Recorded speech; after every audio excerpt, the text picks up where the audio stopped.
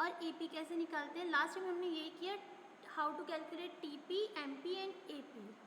जो last topic हमारा था वो था types of production function. So there are 2 types of production function, 2 तरीके के प्रोडक्शन फंक्शन होते हैं, short period production function and long period production function.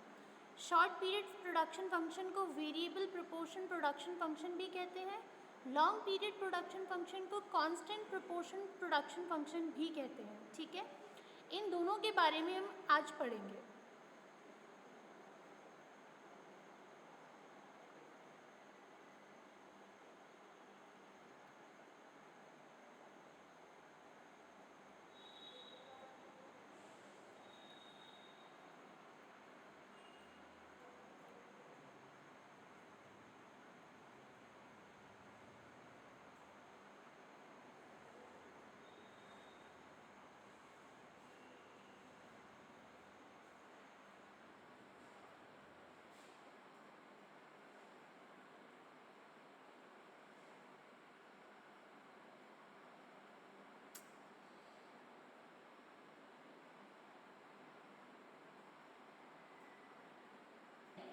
तो first is short period production function. Short period production function को variable proportion production function भी कहते हैं। In variable proportion production function proportion of factors utilize changes because in short run all factors cannot be changed। पहले तो मैं simple language में ही आपको बता दूं कि शॉर्ट रन में दोनों ही फैक्टर्स होते हैं। शॉर्ट रन में फिक्स फैक्टर्स भी होते हैं, शॉर्ट रन में वेरिएबल फैक्टर्स भी होते हैं। तो पहले हम फिक्स फैक्टर और वेरिएबल फैक्टर के बारे में पढ़ लेते हैं, उसके बाद इसको समझेंगे। तो देखो, प्रोडक्शन फैक्टर भी 2 टाइप के होते हैं, वो होता है fix factor, variable factor. Fix factors are those factors which remain constant at all production level even at zero level of production. Machines, buildings are the example of fix factors. Fix factors वो factors होते हैं जो कि constant रहते हैं, हमेशा एक ही रहते हैं। अगर कोई फिक्स फैक्टर 1 है तो कोई भी लेवल ऑफ प्रोडक्शन हो जाए, चाहे वो 0 लेवल ऑफ प्रोडक्शन भी क्यों ना हो, वहाँ पे भी आपका जो फैक्टर है वो 1 1 1 1 1 ही रहेगा। अगर वो फर्स्ट 5 है तो फिर सभी लेवल ऑफ प्रोडक्शन में 5 5 5 5 ही रहेंगे। लेकिन variable factors are those factors which get increase in quantity with every increase in production level. At 0 level of production use of variable factors are also nil। For example, labor, raw material are the example of variable factors। See, variable factors क्या है, जो time के साथ change हो जाए। ठीक है, जैसे जैसे हमारा प्रोडक्शन बढ़ेगा वैसे वैसे वेरिएबल फैक्टर्स भी क्या है, इंक्रीज होते जाएंगे, चेंज होते जाएंगे। तो फिक्स फैक्टर्स में आपके फैक्टर्स कांस्टेंट रहते हैं, लेकिन वेरिएबल फैक्टर्स में आपके फैक्टर्स चेंज होते रहते हैं। जैसे कि लेबर हो गया, लेबर में क्या है, देखो अगर आपका प्रोडक्शन अच्छा हो रहा है, आपकी प्रोडक्शन कॉस्ट बढ़ रही है, तो आप लेबर चार्जेस भी ज़्यादा दोगे। तो जैसे ही प्रोडक्शन का साइज़ बढ़ा, उससे लेबर का साइज़ भी क्या है, बढ़ रहा है, इंक्रीज़ हो रहा है। और कभी लॉस होता है तो आप प्रोडक्शन का साइज़ घटा भी सकते हो। तो कभी भी लेबर का जो वेजेस है वो कभी भी कांस्टेंट नहीं रहेगी, टाइम के साथ प्रोडक्शन के साथ वो भी चेंज होती जाएगी। तो जो चेंज होता जाए वो वेरिएबल, और जो फिक्स रहे वो फिक्स फैक्टर। ठीक है, अब आप शॉर्ट रन में आ जाइए। देखो, short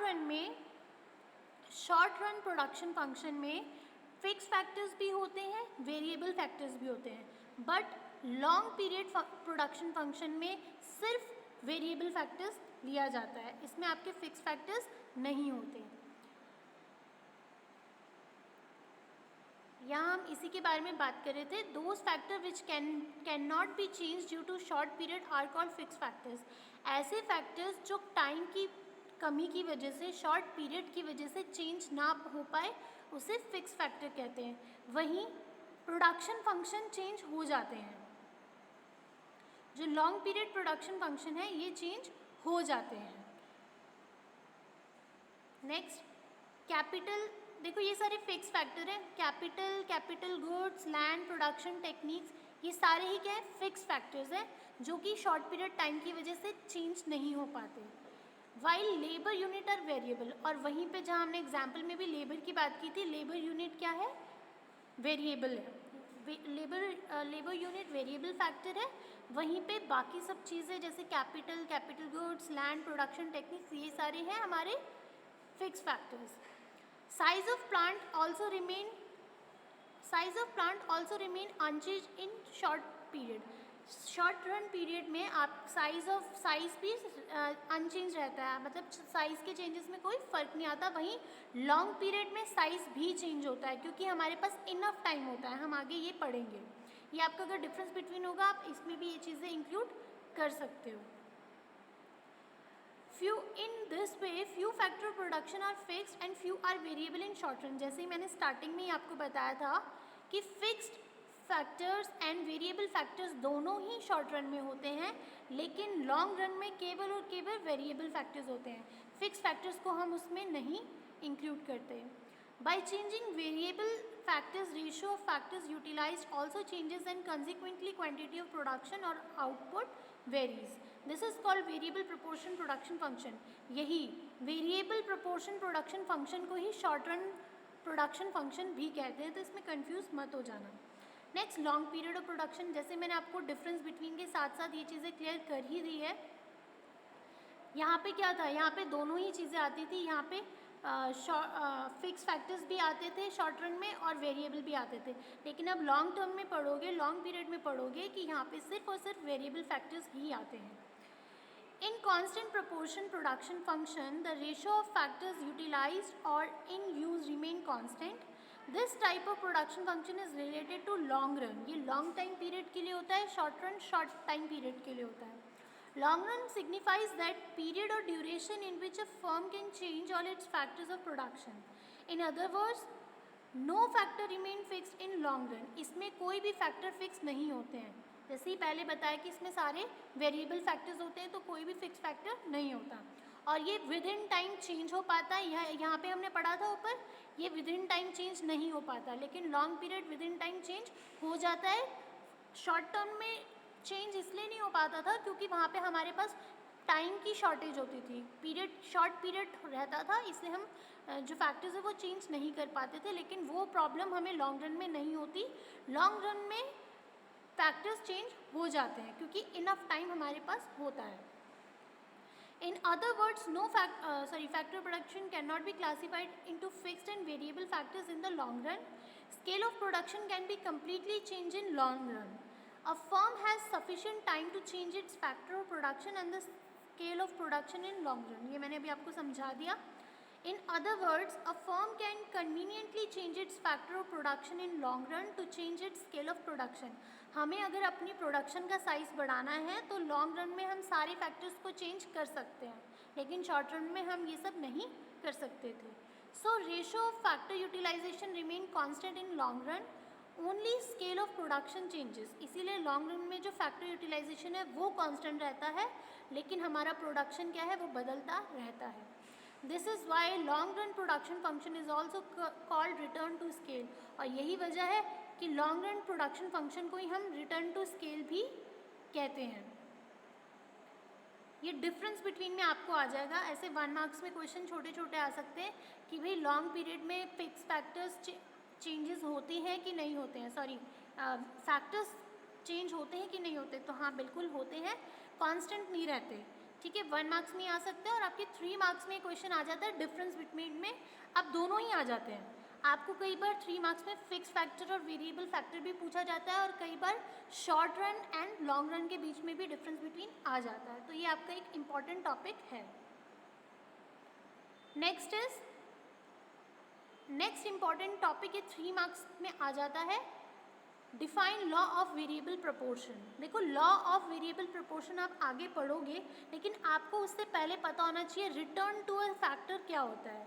return to a factor के 3 लॉ होते हैं, हम आगे इसे डायग्राम की हेल्प से और शेड्यूल की हेल्प से भी समझेंगे। When a firm in short run keeps some of its factor of production fixed and remaining variable, then change in the amount or quantity of output or production is known as law of return। ये आपका 1 marks में आ जाएगा question, what do you mean by law of return. Law of return क्या होता है? तो सबसे पहले तो ये शॉर्ट रन में होता है, लॉन्ग रन में नहीं होता, शॉर्ट रन में होता है। शॉर्ट रन में मैंने बताया था दोनों ही फैक्टर्स होते हैं, कुछ फैक्टर्स फिक्स्ड होते हैं, कुछ वेरिएबल होते हैं। ठीक है, फिक्स मतलब कांस्टेंट, वेरिएबल मतलब जो चेंज होता रहे, ठीक है। तो शॉर्ट रन में फॉर्म अगर फैक्टर ऑफ प्रोडक्शन कुछ फैक्टर्स को फिक्स कर देती है और जो बाकी फैक्टर्स बचते हैं उसको वेरिएबल कर देती है। इसकी वजह से अगर जो प्रोडक्शन में चेंजेस आता है, चाहे वो बढ़ रहा है, चाहे उसकी अमाउंट बढ़ रही है या घट रही है, इस पूरी रिजल्ट को बोलते हैं लॉ ऑफ रिटर्न। प्रोडक्शन की ग्रोथ हो रही है या कम हो रही है, किसकी वजह से हो रही है? Because of factor of production, जो हमने कुछ फिक्स रख दिए, कुछ वेरिएबल कर दिए, उसकी वजह से जो भी प्रोडक्शन में रिजल्ट आ रहा है उसको लॉ ऑफ रिटर्न कहते हैं। अब यहाँ पे लॉ ऑफ रिटर्न 3 टाइप्स के होते हैं। There are 3 laws of return. First is, number 1 is increasing return to a factor और लॉ ऑफ इंक्रीजिंग रिटर्न। जैसे आपको इसके नाम से ही समझ आ रहा है, इंक्रीज होने पर बोलते हैं लॉ ऑफ इंक्रीजिंग रिटर्न। जब आप कांस्टेंट रहता है, फिक्स रहता है, तो उसको कहते हैं दूसरा लॉ कांस्टेंट रिटर्न, यानी कि law of constant return. And third one is decreasing return. Decreasing मतलब घटना। तो फर्स्ट लॉ है हमारा लॉ ऑफ इंक्रीजिंग, जिसमें इंक्रीज होता है। Second is law of constant return, जिसमें ना इंक्रीज होगा ना डिक्रीज होगा, कांस्टेंट रहेगा। And third is decrease return, law of diminishing return, जिसको हम क्या कहते हैं, जब हमारा लॉ घटता है। ये भी इंपॉर्टेंट है, लॉ ऑफ डिमिनाइजिंग रिटर्न, ये हम करेंगे बाद में। सी, अब इसे 1 by 1 करते हैं। First is increasing return. Law of increasing return appears in the initial stage of production when variable factor is increased on fixed factor of production, total production increases and it signifies increasing return। देखो मैं इस schedule से ये चीज़ समझाती हूँ, यहाँ देखना। आपके पास देखो ये फैक्टर है वेरिएबल फैक्टर्स। वेरिएबल फैक्टर्स क्या है? जो चेंज होते हैं। यहाँ पे आप देखोगे चेंज हो रहा है, पहले 1 2 3 4 5 6, यहाँ पे चेंज हुआ। इससे इफेक्ट क्या पड़ा? इससे टीपी पे इफेक्ट पड़ा। हमने लास्ट क्लासेस में ये पढ़ लिया था ना, टीपी कैसे निकालते हैं, एपी कैसे निकालते हैं, एमपी कैसे निकालते हैं। सपोज आपको शेड्यूल में टीपी गिवन है, टीपी 4 10 19 33 51 76, आप रैंडमली इंक्रीजिंग ऑर्डर पे कुछ भी ले सकते हो। सब देखो बढ़ रहा है, 4 to 10 10 to 19 19 to 30 increasing order पे है। अब एपी कैसे निकालोगे? एपी का फॉर्मूला अगर आपको याद है, लास्ट क्लास में भी बताया था, क्या होता है एपी का फॉर्मूला? TP upon L. मतलब देखो टीपी क्या है? पहला 4,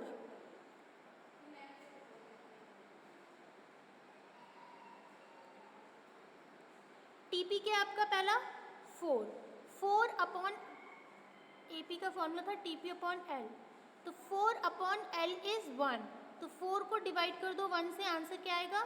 4। नेक्स्ट 10 को डिवाइड कर दो 2 से, आंसर क्या आएगा? 5। देन 19 को डिवाइड करो 3 से, आंसर क्या आएगा? 6.3। 33 को डिवाइड करो 4 से, एपी कितना आएगा? 8.25। 51 divided by 5 we will get 10.2 AP. 76 divided by 6 we will get 12.7 AP. Is it clear? इस तरीके से हम एपी निकाल देंगे। अब हम करते हैं एमपी कैसे निकालते हैं। ठीक है, अब हम करेंगे एमपी कैसे निकालते हैं। तो सबसे पहले एमपी का फॉर्मूला क्या होता है? एमपी का फॉर्मूला होता है टीपी एन माइनस 1। ठीक है, ये फॉर्मूला होता है। अब इसको पुट कैसे करते हैं, ध्यान से देखना। फर्स्ट इज 4, तो 4 को 4 ही रहने देंगे। सेकेंड इज 10, देखो 10 माइनस 4, 10 में से 4 को सब्ट्रैक्ट करोगे तो क्या आएगा? 6। 19 माइनस 10, 19 में से 10 को सब्ट्रैक्ट करोगे क्या आएगा? 9। 33 minus 19 we will get 14। Similarly 51 minus 33 18। 76 minus 51 25। इस तरीके से अगर आपके पास टीपी गिवन है तो आप एपी यानी एवरेज प्रोडक्शन और एमपी मार्जिनल प्रोडक्शन दोनों ही निकाल सकते हो। ये मैंने लास्ट क्लास में भी आपको ये चीज़ समझा दी है। अभी देखो इसका यहाँ इस शेड्यूल में काम क्या है।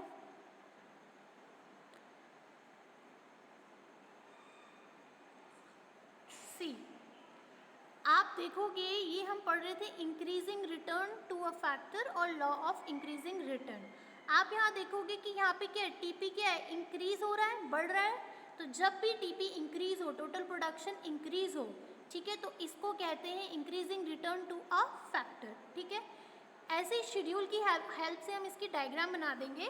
तो देखो हमने यहाँ पे टीपी, एपी, एमपी निकाल रखा था, तो यहाँ पे देखो, यहाँ पे डायग्राम एपी एंड एमपी का है विद द हेल्प ऑफ, यहाँ पे क्या हो गया आपके वेरिएबल फैक्टर, नीचे आपके वेरिएबल फैक्टर है 1 2 3 4 और यहाँ पे एपी एमपी है। तो ये देखो एपी ऐसे आ रहा है और एमपी ऊपर जा रहा है। एमपी इस, यहाँ से हमें क्या पता चलता है that MP marginal product is greater than average product, ठीक है। Marginal product is greater than average product कैसे पता चलता है, ये लॉ ऑफ इंक्रीजिंग रिटर्न में है, ठीक है। नेक्स्ट फर्स्ट हो गया। लॉ ऑफ वेरिएबल प्रोपोर्शन हम बाद में पढ़ेंगे, पहले मैं इसी से बाकी चीज़ें भी क्लियर कर देती हूँ।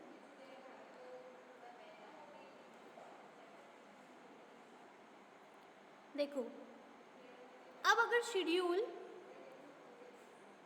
1 2 3 4 ऐसे ही है और ये जो टीपी है ये घटेगा, जब ये डिक्रीज होगा तो फिर इसको तब कहते हैं डिक्रीजिंग रिटर्न ऑफ फैक्टर। और नंबर 3 में अगर ये कांस्टेंट रहेगा, कांस्टेंट का एग्जांपल एक देती हूँ मैं आपको।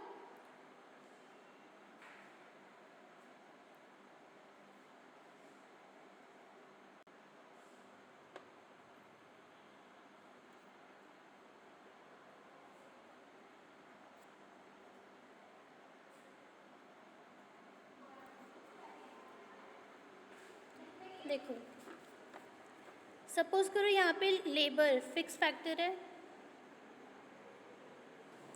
यहाँ पे फिक्स फैक्टर है एल,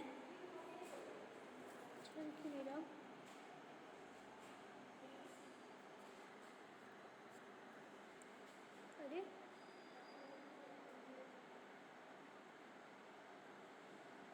अच्छा नहीं,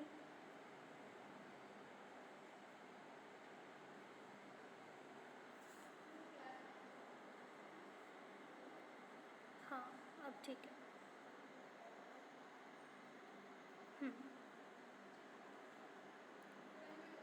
देखो अब मैं एक constant return to a factor में समझा रही हूँ। अगर आपके factor variable factor L suppose करो 1 2 3 4 है, ठीक है।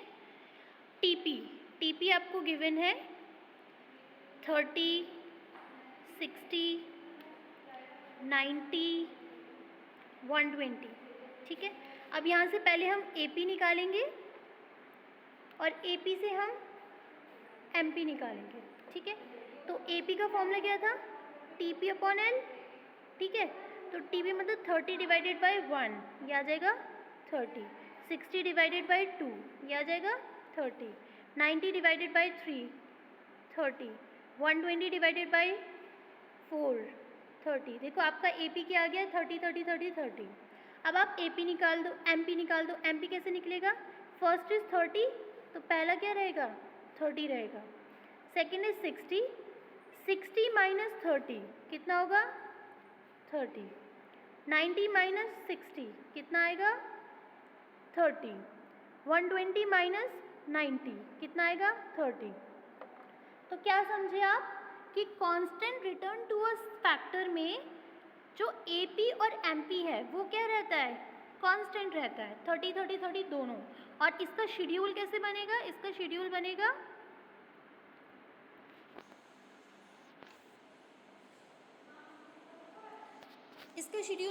ऐसे। देखो इसकी डायग्राम रिप्रेजेंटेशन कैसे होगा, ये x था,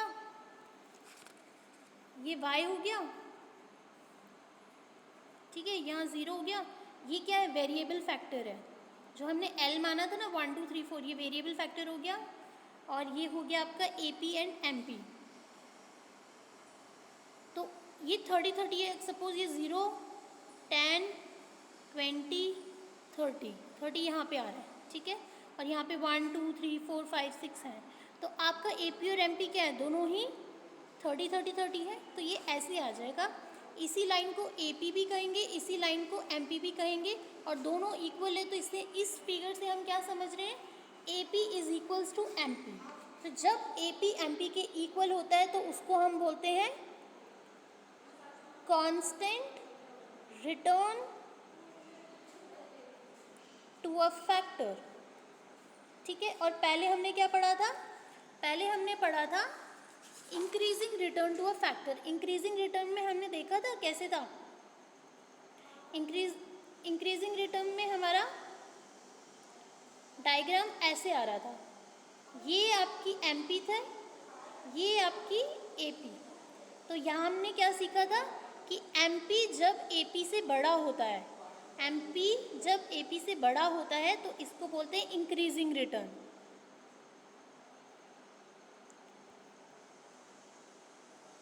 ये हम फैक्टर्स की बात करें, इंक्रीजिंग रिटर्न। अब आगे हमारे थर्ड फैक्टर की बात, जो क्या है, लॉ ऑफ डिमिनाइजिंग रिटर्न। तो लॉ ऑफ डिमिनाइजिंग रिटर्न में मैंने आपको बताया